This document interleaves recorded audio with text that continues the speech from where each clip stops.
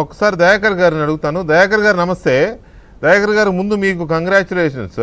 Congress party అలయన్స్తో ఉన్న విజయ్కి అనుమతి ఓకే అయింది. రేపు ఆయన ప్రమాణ స్వీకారం చేయబోతున్నారు. ఎల్లుండి మంత్రివర్గం అంటున్నారు. బహుశా కాంగ్రెస్ పార్టీ నుంచి కూడా ఒకళ్ళో ఇద్దరు మరి మంత్రులుగా ఉంటారేమో, ఐ డోంట్ నో. సో ముందు దాని మీద మీ రియాక్షన్ ఏంటి? తర్వాత కాంగ్రెస్ పార్టీతో సెయిల్ అవ్వటం వల్లనే ఇంత జాప్యం జరిగిందనేది నిన్న కూడా అదే చర్చలు జరుగుతూ ఉన్నాయి కదా. సో అదేంటి? యా, గుడ్ ఈవినింగ్ వికే గారు, ఇద్దరు మిత్రులకు, పెద్దలకు.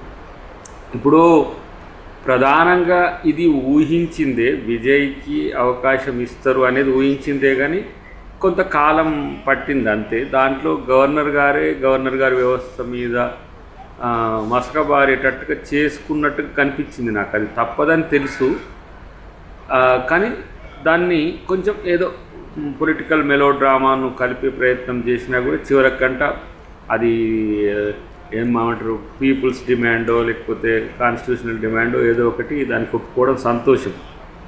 రెండవది మా పాత్ర ఏంటంటే, ఇప్పుడు మాకు ఇండియా కూటమిలో ఒక మేజర్ పార్ట్నర్ మమ్మల్ని వ్యతిరేకిస్తుంది.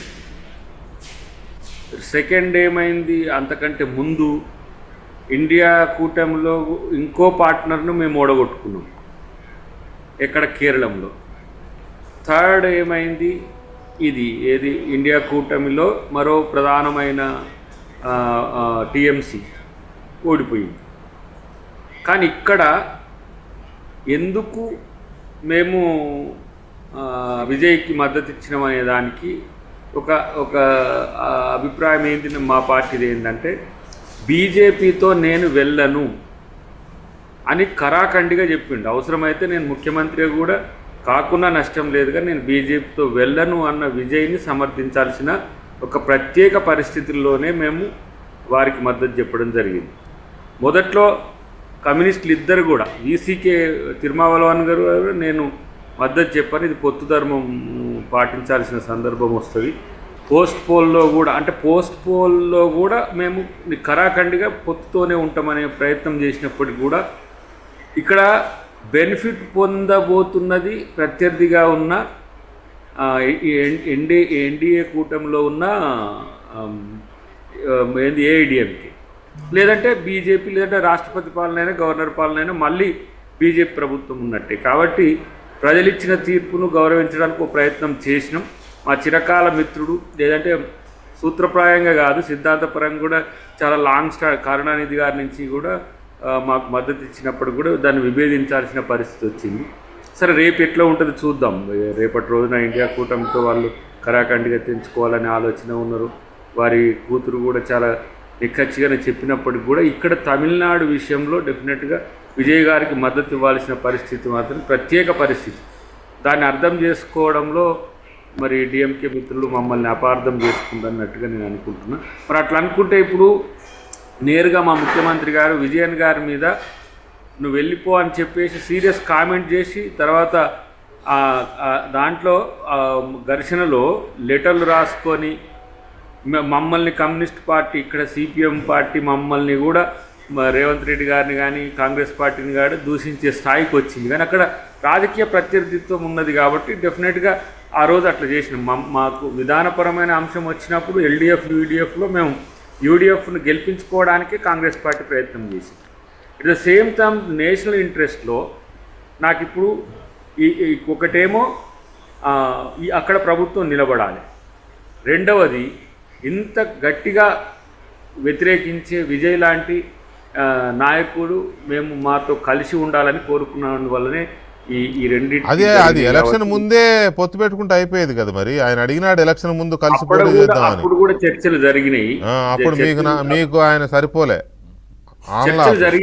చర్చలు జరిగినాయి కానీ డిఎంకే అది దాన్ని వారించే ప్రయత్నం చేసింది. కాకపోతే అక్కడ ఒక విచిత్రమైన పరిస్థితి ఏంటంటే, ఇప్పుడు టార్గెట్ డిఎంకేగా ఎలక్షన్స్ జరుగుతాయి.